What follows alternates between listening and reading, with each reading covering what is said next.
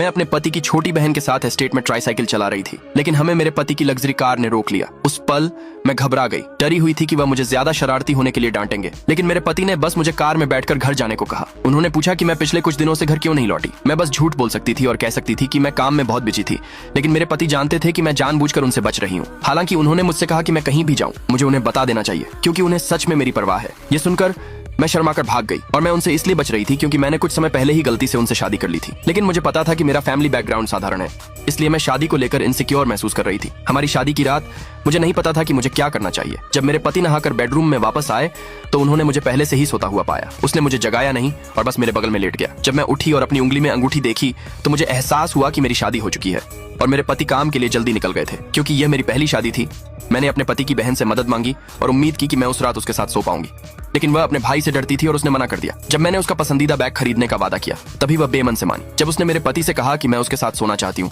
शायद इसलिए कि मैं बहुत घबराई हुई थी, तो मेरे पति ने मना नहीं किया। फिर मैं खुशी खुशी अपनी भाभी को ऊपर सुलाने के लिए ले गई। अगली सुबह मैं नाश्ते के लिए डाइनिंग रूम में गई और जब मैंने अपने पति का गंभीर चेहरा देखा तो मैं इतनी घबरा गई कि मैं मुश्किल से अपना कटोरा पकड़ पा रही थी।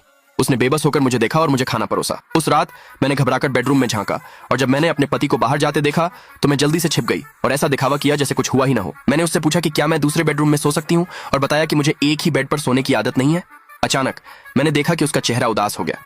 मैंने तुरंत क्यूट बनने की कोशिश की और कहा कि मुझे आखिरकार इसकी आदत हो जाएगी। उसके पास मेरी रिक्वेस्ट मानने के अलावा कोई चारा नहीं था, लेकिन उसे आगे से ऐसी उम्मीद नहीं थी। मैं कहती थी कि मुझे हर दिन ओवर टाइम करना पड़ता है। मैंने उसे टेक्स्ट किया कि मैं उसी अपार्टमेंट में रहूंगी जो मैंने शादी से पहले खरीदा था। उसने मुझे कई दिनों से नहीं देखा था। नौकरों से यह सुनने के बाद कि मैं अक्सर चुपके से घर आ जाती हूँ, उसे आखिरकार समझ आया कि उसकी पत्नी बस शर्मीली है और उससे बच रही है। कोई और चारा न होने पर वो खुद मुझे ढूंढने आया। आगे की चैट के लिए मुझे फॉलो करे।